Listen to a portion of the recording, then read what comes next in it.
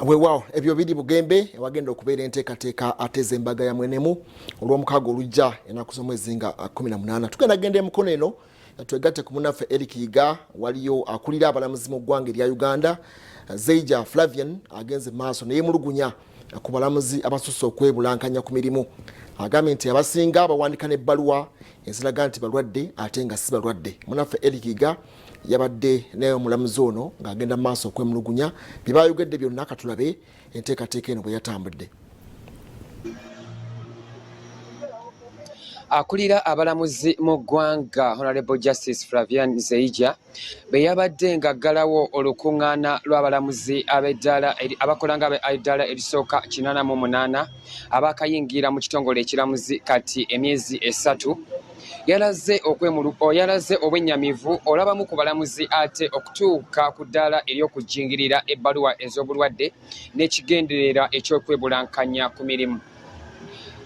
Omulamuzi Zeija yagambye nti kino azze akiraba era nga ne gye buvuddeko waliyo chief oba akulira abalamuzi ba kkooti ento ako n'omulamuzi wa kkooti ento mu disitulikiti emu be yakunya okukakkana nga tuuse n'okugenda ku ddwaliro gye bagamba nti balwadde gye baleeta medical forms n'atuukayo nga bagamba bano tebabalabangako era n'abalabula nti oyo yenna anaakwatibwa si wa kulonzalonzebwa bagenda kumugoba.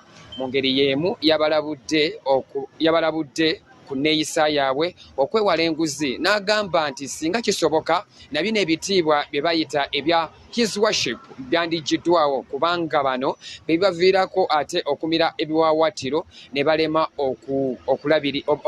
okutuusa empeereza ennungi ku bantu. Era mu kuggalawo olukuŋŋaana luno yabasabye nti basaanye okwewala amabaala saako n'ebinyumyu eby'enjawulo kubanga ebifo bye bagenzeemu byakyusizza obulamu bwabwe obwa bulijjo n'ewa gye batambulira. Katulabe embeera nga bwe yabadde mu Colin Hotel emukono nga omulamuzi Flavian Zeija aggalawo olukuŋŋaana lw'abalamuzi bano 88.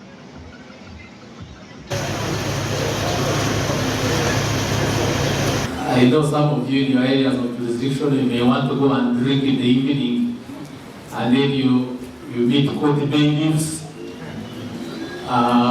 name it, litigants. They will be happy to buy you a bottle of beer. Then the following day, the very litigant who you were chatting with in the bar, discussing football, then meets you in court, and you are there dispensing justice. Even if you are just, no one will understand you. So we assess you for public as well as your those bear that in mind. So know the public you serve. When they call you your worship, don't feel so big. I think some of these titles maybe should be abolished. They call you your worship and then you think indeed you are supposed to be worship. No, you are supposed to serve.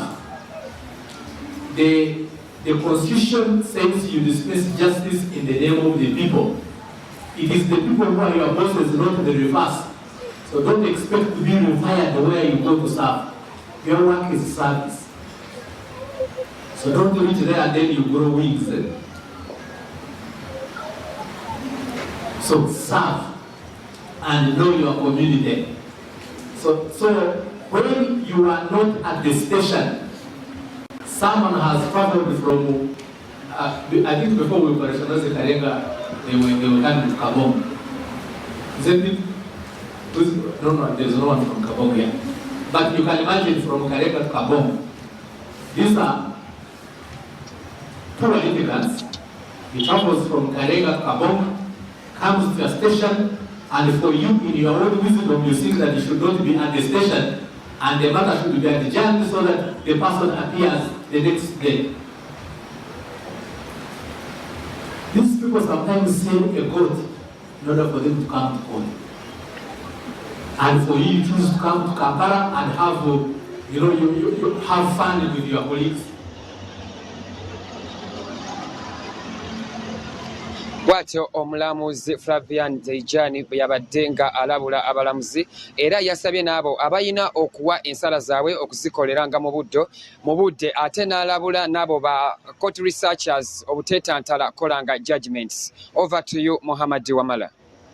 Webali nnyo munaffe Eric Yiga okuba nti tuwadde endowooza n'enteesa ya munaffe akulira abalamuzi mu ggwanga erya Uganda Flavian Zeija era tugenda kumulamu nnyini awo katono nnyo tujje